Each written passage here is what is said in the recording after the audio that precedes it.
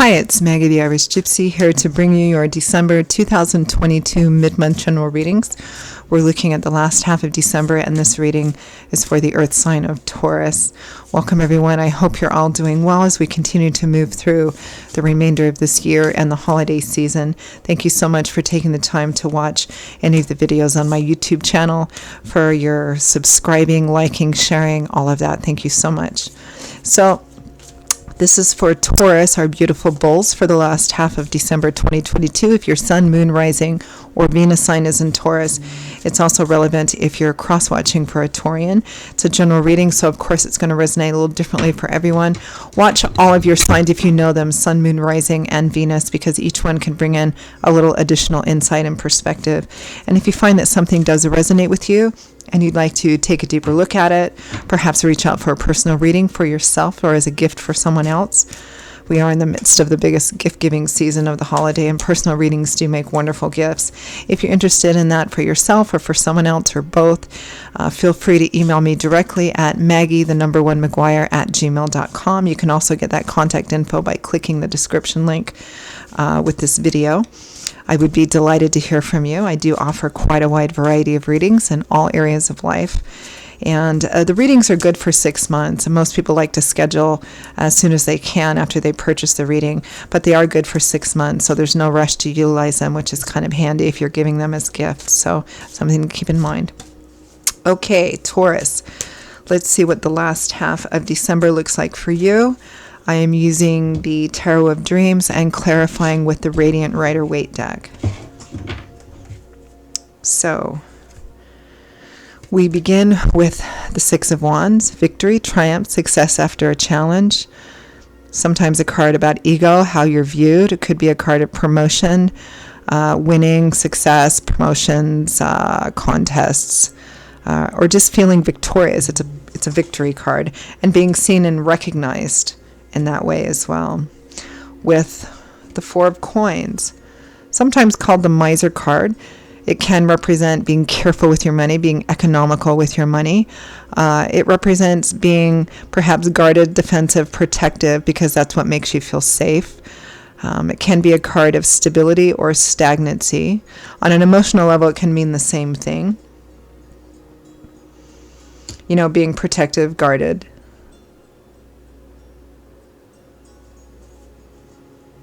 For some of you, it might represent having reached a point of financial and material stability. But let's keep going. Next, we have the King of Coins, Taurus, Virgo, Capricorn, Sun, Moon, Rising, or Venus. This is likely you. For others of you, it can also represent another earth sign that might be significant. With that King of Coins, we have the Knight of Wands. Things moving very quickly. Knights usually represent offers or opportunities for change, the speed at which something moves or something happens. Could be you're pulling the trigger quite quickly in something, or things are moving quite quickly for you.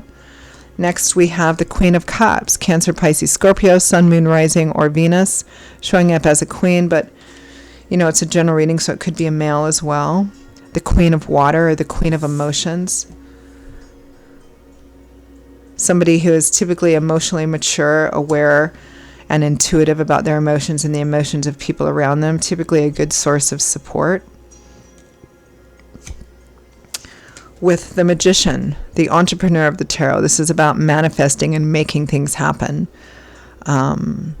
It's not enough. The Magician's walked a long road to get to the point where he now has control over all of the four elements. In some decks, the Magician is shown as juggling the primary symbol of each of the four suits. Each of the four suits represents something: earth, air, fire, water, thoughts, passions, creativity, earthly stability, things like that. And the Magician has walked a long road. He knows it's not enough just to, think good thoughts and manifest things positively mentally, but it's also about doing the hard work and taking your skills and resources and experience and pairing them with all the mental and emotional positive manifestation vibes to actually create something manifest something into reality. From the bottom of the deck, The overall energy is the Five of Cups, which is typically a card of regret, sorrow, loss, grief. Not all is lost because you still have 2 cups that are upright and full. But you're focused on something that you don't have or something that's been lost or broken. So let's clarify that overall energy. Let me take a look here.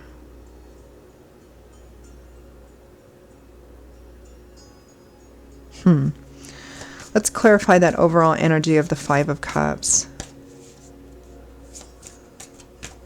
It feels like there's a relationship central here. I mean, the King of Coins and the Queen of Cups are next to each other. And it might be romantic for some of you, but others of you, I don't feel like this is a romantic connection. Clarify Five of Cups. Oh, Five of Pentacles. This is a card that represents feeling shut out, abandoned, rejected, not good enough, feeling like you're in beggar mode on an emotional level, or it can also represent feeling that way financially and materially, not having enough, or being out of work, or not having enough money or resources. With the Three of Wands, which is, the Three of Wands typically represents that you've put some of the effort into it. You're starting to see some of those efforts and goals paying off and being met. You're feeling much more positive, hopeful, and optimistic about the future. This looks like something didn't work out.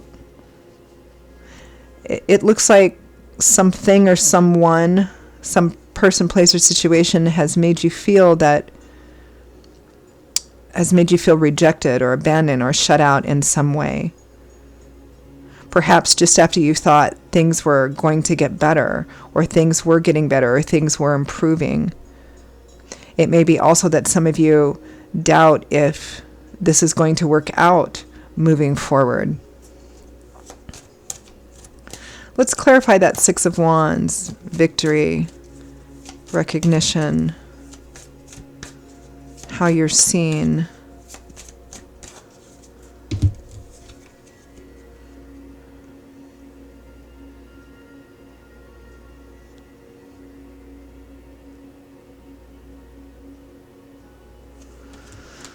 The Ten of Swords, surrendering to a painful ending, perhaps feeling betrayed, rejected, stabbed in the back. The Empress, a mother figure. This is also a card of fertility and conception, the time being right to sow seeds for something. Excuse me. Again, it feels like something didn't work out. Something happened. Something that you thought was going to be moving forward in a certain way, and something happened and it didn't work out. And it may be that, I mean, this is a general reading, so the details will play out a little differently for each of you. It could be in regards to a mother figure, or somebody that's viewed that way, or it could be that something that you thought, you were planting the seeds for and that was moving forward, all of a sudden it's just not working. It's not working out. Clarify Four of Coins. Protecting, guarding. Death, final endings, also transformations.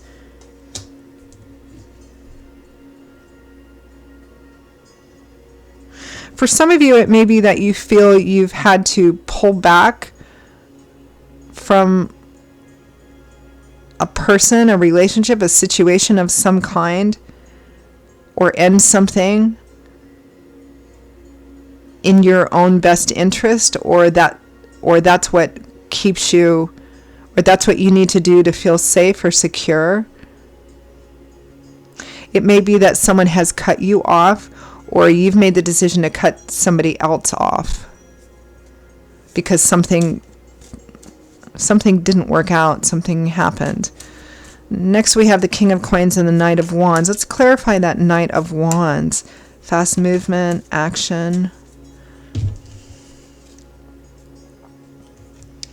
The Knight of Wands, again, very fast-moving energy. The Tower, unexpected events, which often causes things to crumble down or end so that they can be rebuilt. The Death and the Tower both in a reading, so something is coming to an end, an abrupt end.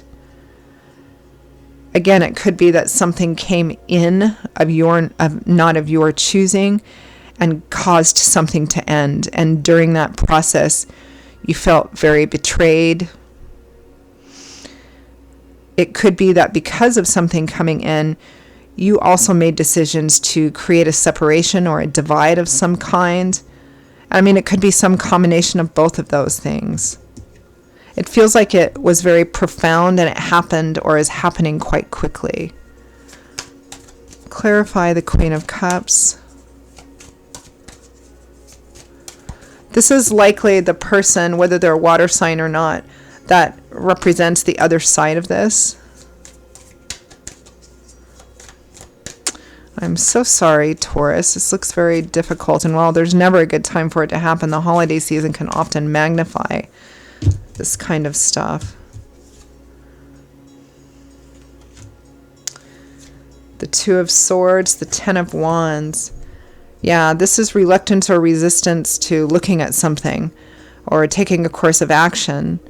And the Ten of Wands is somebody who feels done. They feel like they're at the end of the rope. They're tired. They're overwhelmed. If this is a relationship, but it feels like it is, regardless of the nature of the relationship, it feels like this is on both sides as well. Like the two of you can't come to an agreement on something important, and so it's kind of broken or shattered the relationship because neither of you feel like it's resolvable, or neither of you can come to some kind of common ground on it. Clarify the Magician.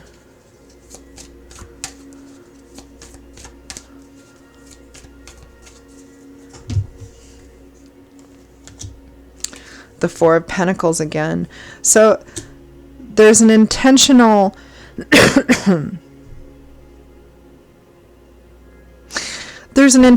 withdrawal. But because it's a general reading, it might be just one-sided or it might be on both sides. It feels just like there's this division within a relationship or something that has broken the relationship or caused some kind of separation that, at least for the time being, feels like it's not resolvable at this time, because it feels like both people or both sides are very firm or stuck in where they're coming from, and there's no common ground. There's not even the willingness to try and come to a common ground right now. That's what it feels like. And again, I'm sorry to see this, Taurus. It's difficult because it feels like this is a very connected relationship. Because we have the Empress, again, it might be a mother or a maternal figure of some kind. It might be a family relationship. I mean, really, it could be anybody. But that's what it feels like, that something's come to an abrupt end because people absolutely cannot see eye to eye on a subject which seems to be profoundly, significantly important. And so there's an intentional, deliberate withdrawal, either on one side or both sides, because one or the other or both feel like that's what they have to do for the time being. So, but it feels like this is something that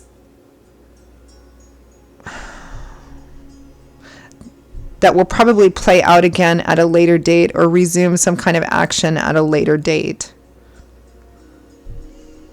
So let's pull some advice and guidance cards.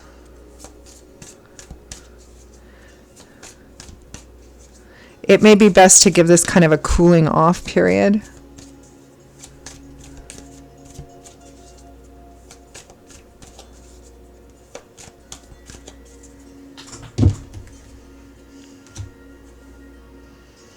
The Knight of Swords. He's kind of like the informational, conversational mailman of the tarot. He takes the information and goes off and delivers the information and has conversations. Or there's an opportunity for verbal conversation here. Three of Pentacles, compromise, negotiation. This feels very similar to, I think it was actually Pisces reading. There's an opportunity for compromise, negotiation, people kind of coming to the table to try and figure out how they can work together on something which requires compromise and negotiation.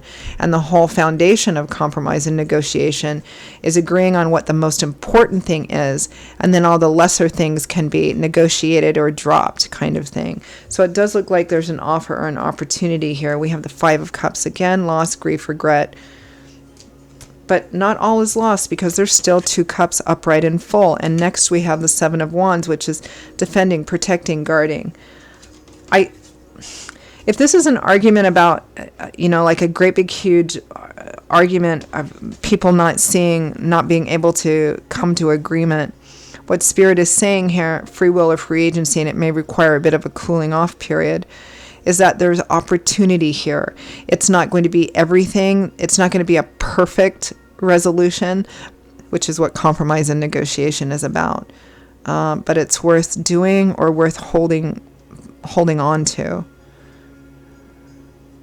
Perhaps like agree to disagree, or not discuss something. I mean, I'm not sure. Again, this could be a variety of different things.